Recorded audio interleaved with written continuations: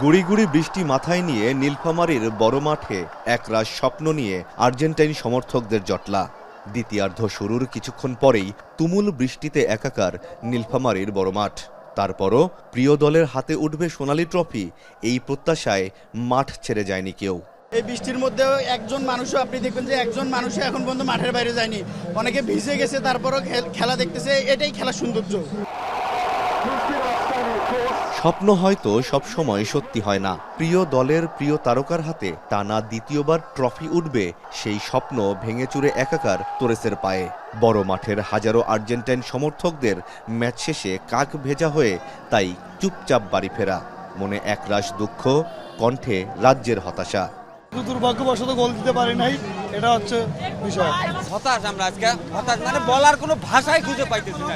Spain পুরোটা সময় অনেক ভালো খেলছে, আর আমাদের আর্জেন্টিনা সেভাবে খেলতে পারে নাই, বল সেরকম হাতে ছিল না।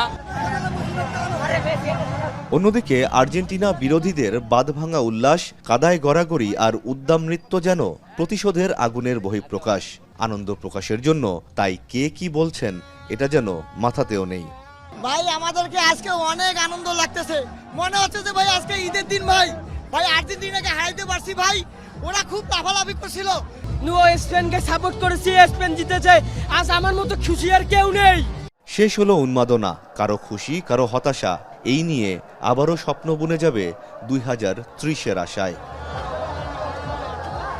আমিরুল বাপ্পি, এখন নীলফামারী।